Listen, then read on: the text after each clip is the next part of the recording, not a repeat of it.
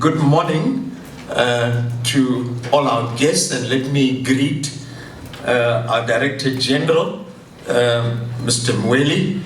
And DG, thank you so much for gracing us with your presence. And I think you've given us 9 clear, distinct issues that we need to deal with, and we promise that we will. Our Superintendent General of Education in the province, Mr. Ngcobo, thank you, sir. I know you have a hectic schedule, but your presence here means a lot to us this morning. All our distinguished guests, and I can see your faces, you all look very smart, you are ready for the proceedings. And let me also thank the Kingdom for hosting us. I must say that as soon as I stepped into the Elangeni, I felt like royalty. And I'm sure you all feel the same. So, Mr. Ngcobo, to you and your team, you've done a great job in hosting us. And we hope that we're going to be able to live up to your standards in terms of the output of this particular Lekgotla. I must make sure that I get my vocabulary right once my big boss is here in terms of Lekgotla. I think what is important, colleagues, as my colleague Priscilla Okubanjo and my partner in crime has mentioned, that we cannot do things in the same way that we've done them previously. It has to be business unusual. It has to be business extraordinary. And I think our DG has painted the scene very appropriately in terms of the volatility and the agility that is required in this new environment that we find ourselves. So, in trying to sketch the landscape or the assessment landscape of South Africa in terms of where are we and where do we need to get to, I put together this presentation outline, and I'm going to take the lead from our Director General and maybe move a step forward in terms of the journey traversed. What exactly is our 2030 vision? And what does the road ahead look like?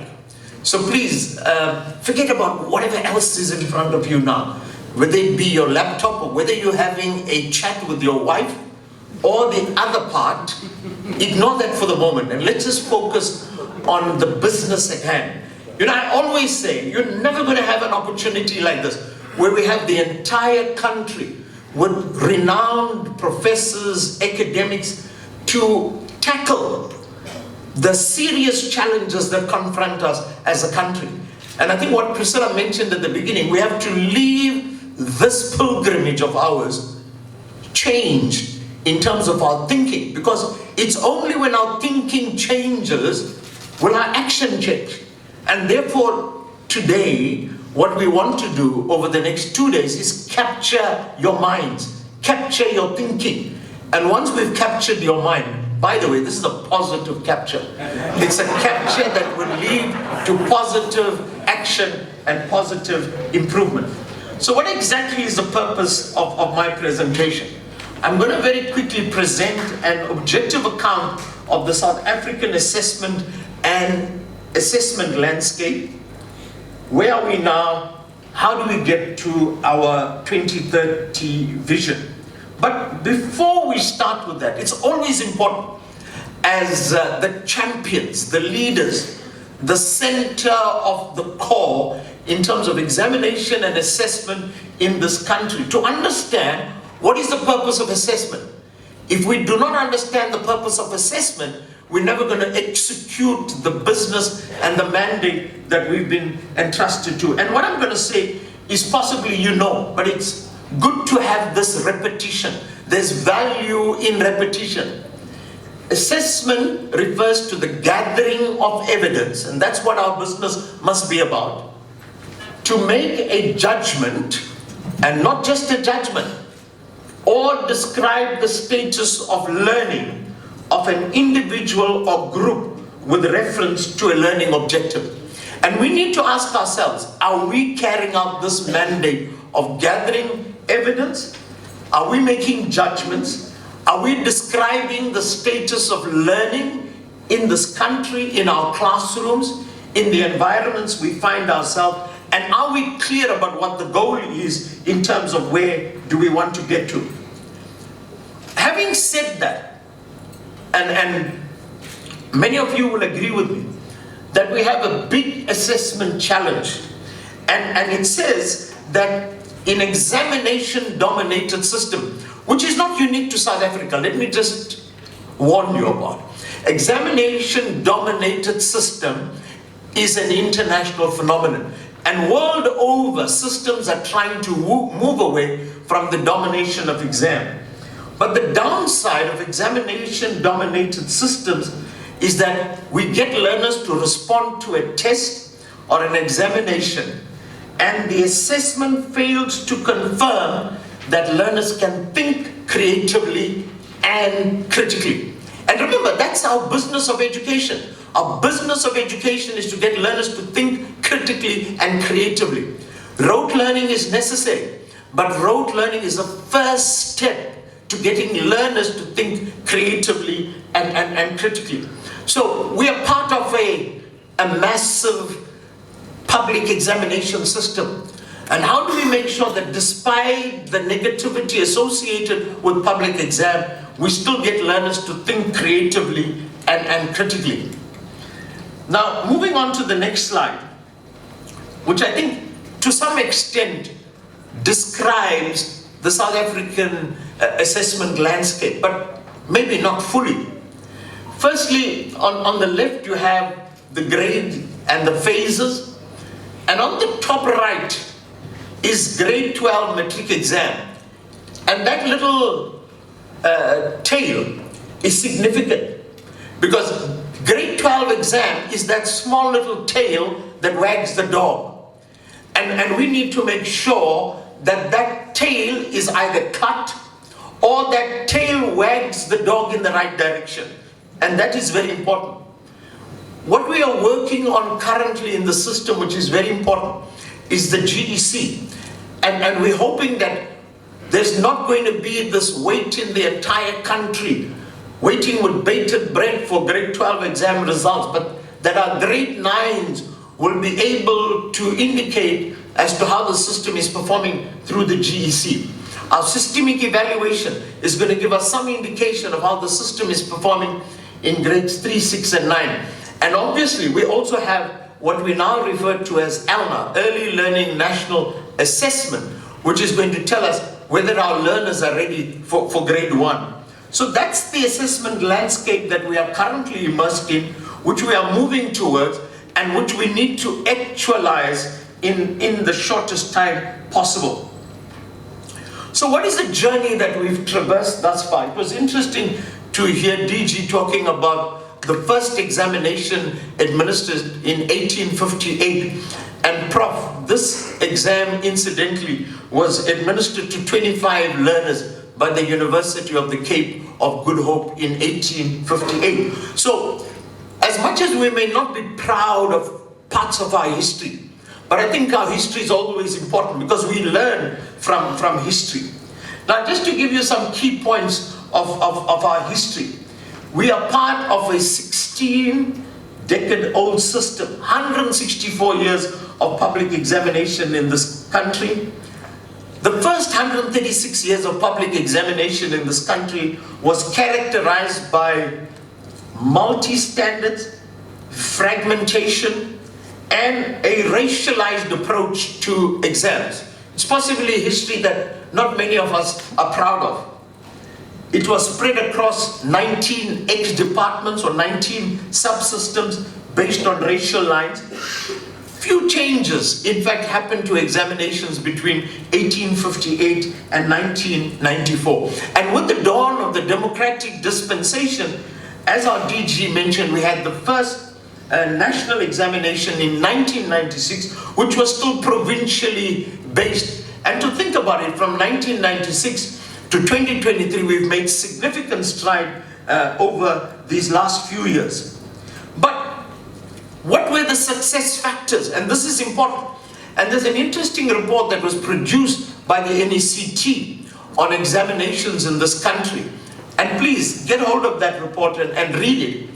And it says that what examinations have done is that they were able to build a coherent system, and this coherence was brought about by these 5 important elements.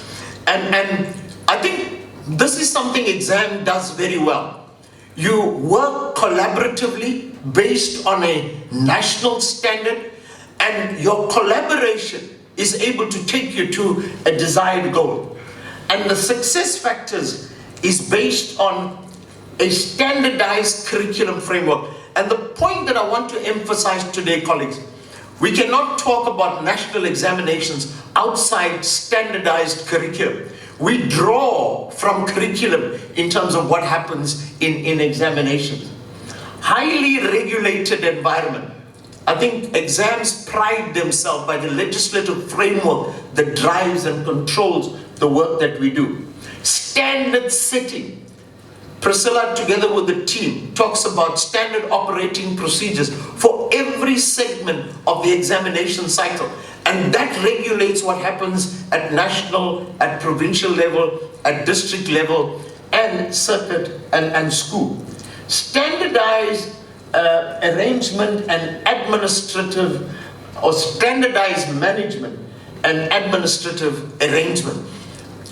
There is a system in place, and that system is based on standardized steps, standardized procedures, and standardized arrangements. And there's always continuous review and feedback.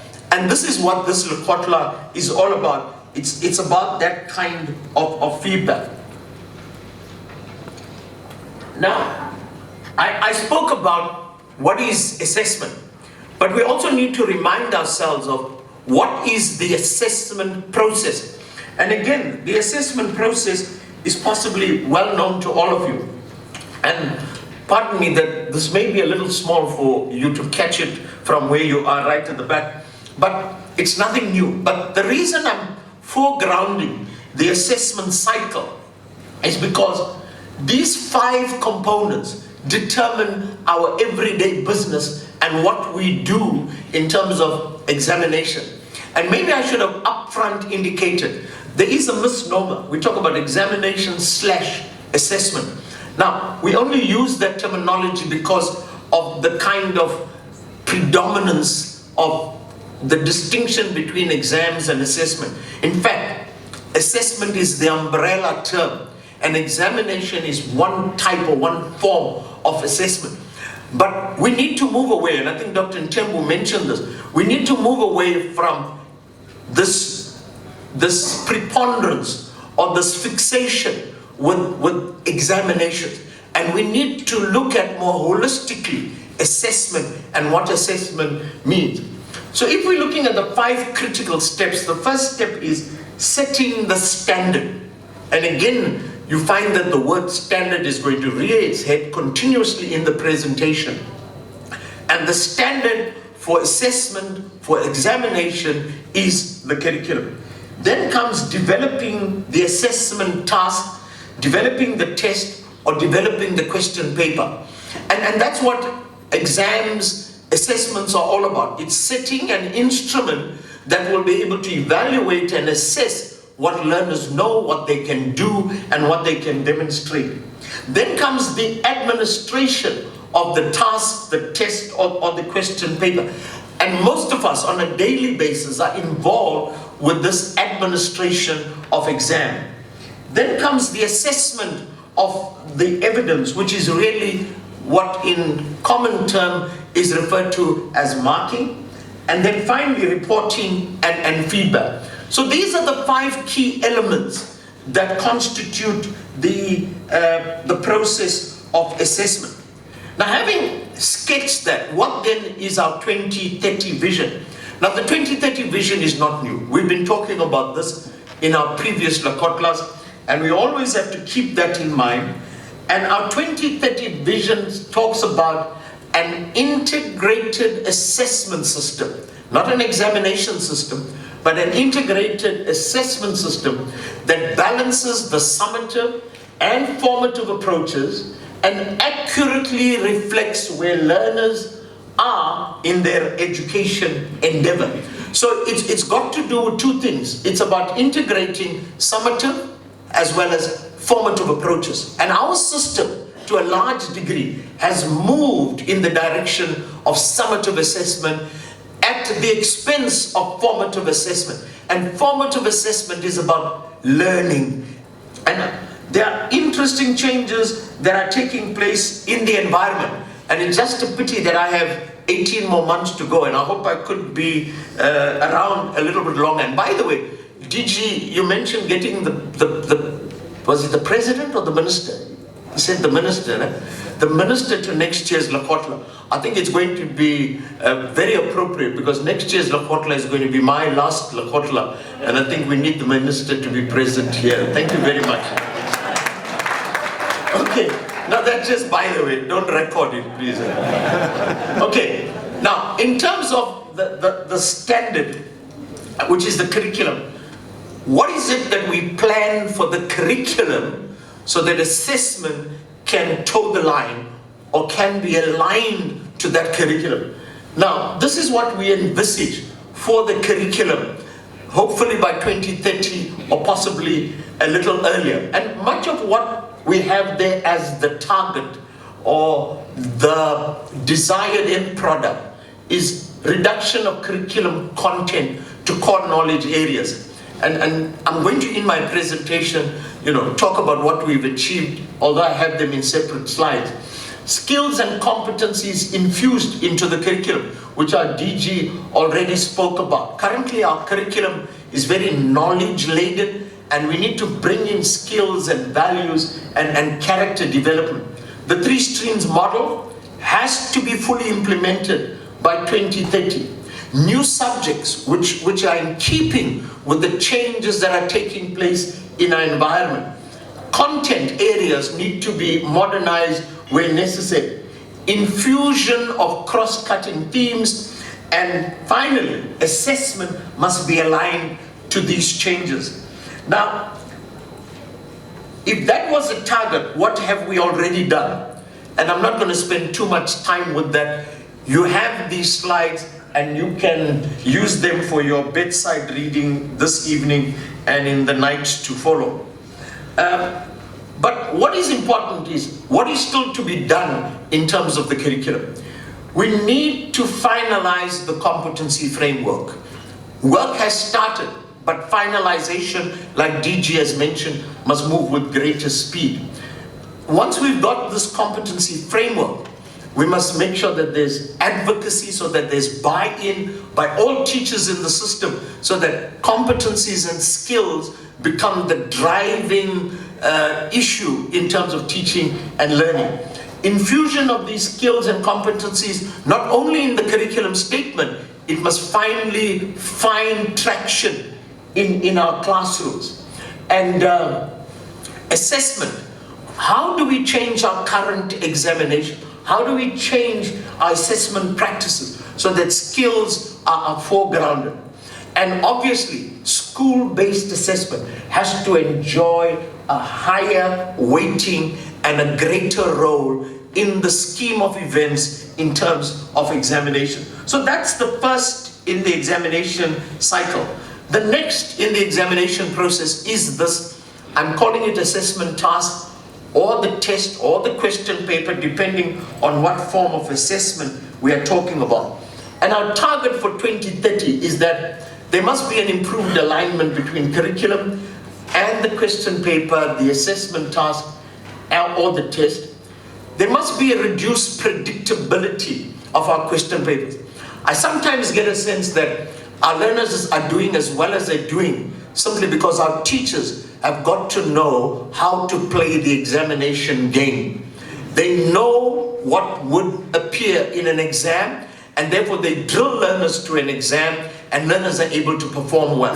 The real test is whether learning has taken place, and that must become the center of our classroom practices. Fully functional item banking system. An item banking system simply says you don't get a team of people that put together a question paper for that examination, but rather you get a wider group of experts to put individual items together. And those items must be tagged and labeled, and that can then be put into a question paper when required based on particular specification. We need to move to online training of our item writers. And when I talk about item writers are our educators. They are developing items and tests and question papers all the time. And we need to have apps available on their cell phone so that a teacher at any time can log in and expose himself or herself to this kind of online training. I spoke about the wider pool of item writers and items and tasks or question papers, test and assessment tasks, focusing on problem solving and creative thinking skills. I'm not saying that our question papers don't do that, but that must become the focus and the emphasis of our question papers. So that is our target. This is what we've already done. And I must say we've made significant improvement, but in the interest of time, and I see Sister Priscilla is looking at me, I'm not sure why. Have I gone beyond my time? Have I exceeded my time? Okay. But remember, you come back to office on Monday, yes? I'm still the boss over here.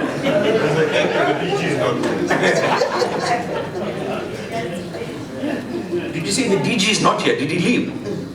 I was trying to create an impression for the DG in terms of my presentation. Now you say he's leaving. Okay, colleagues, let's move. So basically, I think, in terms of assessment task, this is what we've done, but let's find out what is it that still needs to be done. I think this issue of regular feedback from question papers, wherever they come from, do not take any comment on our question papers lightly. Consider it and see how we could incorporate it into our process. We are working on procuring a software package that will help us to move to item banking. We are in the process of putting together a training program which would assist us in terms of online training. We should have a fully functional item banking system, I'm hoping in the next 18 months before I say goodbye. Appointment of subject specialists. We need more subject specialists to be able to supervise and oversee the setting of question papers. And obviously the infusion of skills and competencies into our tests. Now when it comes to administration, and I know this is where we spend the bulk of our time in terms of the actual operational aspects relating to examination. And these are some of the things that we are targeting for 2030. We started already with electronic registration of candidates, and Mr. Fisaki is responsible for that, and we're moving. But we need to move faster in making sure that electronic registration becomes the order of the day. Our independent schools must be appropriately registered and accredited. We have systems in place, but obviously there are some bugs in the system, particularly in terms of the alignment between registration and accreditation. Learners with special needs. We're moving at a slow pace here in this particular area. And we must make sure that every learner, irrespective of what the impediment is, whatever the barrier is accommodated in our examination system. Online invigilated training, I think I spoke about that. Question papers must be electronically distributed. If there's nothing else that comes out of this Lekgotla, we have to come up with a clear plan of how we're going to pilot electronic distribution of question papers, whereby we could press a button in Pretoria or press a button at Margate House, Dr. Penniston. And from Margate House, on the morning of the examination, question papers must be electronically distributed to the desk of every learner through a tablet, so that we could have this kind of electronic distribution, which will cut out the printing, the packing, the storage point, and all the anxiety and stress, Mr. Ngcobo, that goes with printing, packing, and distribution of question papers. And I think we have a solution, and it is possible. And very, very important, in an examination of the size and magnitude that we run, these are critical components. there must be clear support before we decide to go and monitor. And before supporting, or rather before monitoring, there must be coordination. And I think in a system as large as ours, that which is lacking is coordination. How do we coordinate the 9 provinces, the 75 districts, so that we all act together in chorus? And once you've supported, once you've coordinated, only then are you entitled to go and monitor and evaluate. And obviously, finally, we want to get to electronic certification. But let me expedite, and I'm not going to go through what has been done and you know what still needs to be done. I want to move to assessment or the actual marking. Now, in terms of marking, I think there is some interesting developments on the horizon. We are looking at clear criteria for the appointment, not just of markers, but of all persons involved in examination-related work. And I must say we have good support from our labor colleagues.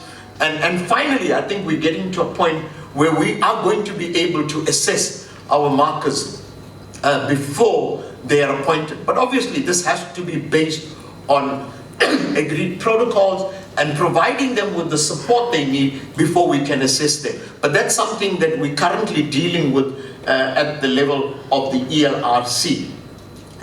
Electronic marking, I think last year was indeed a watershed moment for me, in the sense that we were able to pilot electronic marking across 9 provinces. And thanks to the DBE and PED teams that have been working on this, and we're going to extend that in 2023, 2024, so that possibly in the next 3 to 5 years, we can have a fully fledged electronic marking system, and then we can say, hurrah, we've arrived. But I must say that we have some very excellent quality assurance mechanisms that are embedded in the system currently. And those are some of the things that we need to enhance and deal with. And obviously, granular analysis of data that comes out of not just marking, but the results overall. I think we do not utilize the data appropriately. And moving on, I'm not again going to indicate what we've done. In terms of reporting and feedback, I think this is one area that we need to deal with. And I think for me, in terms of reporting and feedback, the fundamental problem with reporting and feedback is that we are still governed by league tables. And when you tell me that the DG is not here, I'm disappointed, because I hope that you would have heard this. I may lose my job, but it's fine. Okay? League tables, colleagues, are causing a lot of problem in the system. And we have to minimize the role that league tables play. They are there, and we must manage them more appropriately. And I'm glad that we've started with the inclusive basket, which gives us a more representative account of how schools, how districts, how provinces, and how national is dealing with. I think league tables had a place to play in our development, but now we need to move away from league tables to more qualitative data that gives us a more accurate essence of what is happening in our classroom and in our schools. Mr. Fasaki is working with business intelligence, and that needs to be elaborated. So because of time, colleagues, I'm going to have to jump a few slides and move to the road ahead. And please, in your commissions or even in your spare time, go through this presentation, and it will give you a clear account of where we are going.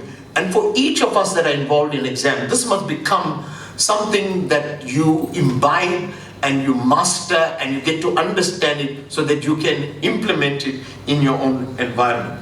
So the road ahead, and these are the urgent priorities. Exam security and exam security is of critical importance. We've seen in the last 3 years irregularities that have emerged that are indeed very disturbing through the electronic transmission of question papers. And I'm saying that we need to be ahead of the criminal syndicates that are at work in examination. And I think with the collective wisdom that we have in this room, we certainly can outdo these negative elements that are out there to kind of negate the good work that we are doing. Improving examination and assessment capacity. I'm concerned that if you look around here, there are more over 50s than the under 50s. And these over 50s are soon going to be saying goodbye to examinations, to curriculum, and to education. And we can't allow the system to collapse. We need to embark on a vigorous program of building capacity and building skills for takeover after these over 50s leave the system. Modernization, and I think DG mentioned it, and we must make sure that we keep abreast of what is happening in terms of the modern world. And lastly, improving the culture of formative assessment. I mentioned it earlier, and I'm mentioning it again. Summative and formative must play an equal part in our classroom. You can't have the one being overemphasized above the other. And in conclusion, Madam Chair, let us continue to hold at the center of our vision the envisaged learner that should exit the system. Every morning when you get up, think about the kind of learner that you want your son, your daughter to leave after 13 years of schooling. And if that gets you up and that drives you so that we can create in every family, in every home, learners with those kind of skills, attributes of creative thinking and problem solving, so that we don't have a group of learners who are subjected to rote learning and are unable to take on their rightful place in society. So the envisaged learner must become the center of our vision. Let us focus all our energies in 3 parts: maintaining the standards. And when I talk about the standards, I'm not just talking about the curriculum standards or the assessment standards. I'm talking about the administrative standards of operationalizing examination. And finally, the output standards in terms of what must emerge from this process. NEAC, and you and I are NEAC. NEAC is not just an abstract term or a body located somewhere in the sky. We are NEAC. It's a concrete entity. And we must become the center of robust engagement. We must not come to meetings simply to tick off to say, well, I attended a meeting, or DBE should not tick off to say, well, we had a meeting, or tick off to say we had a Lekgotla. These must become centers of robust engagement. We must come to NEAC meetings prepared, charged, laden with ideas that you want to spill over so that education in this country, so that this nation can become the leading nation in the world. And it all starts here at NEAC. And it's not going to start anyway in the higher echelons of parliament and government. We are the change, or we are the change agent. We are the drivers of change in education. So let us soldier on to the next station in our quality journey. Thank you very much.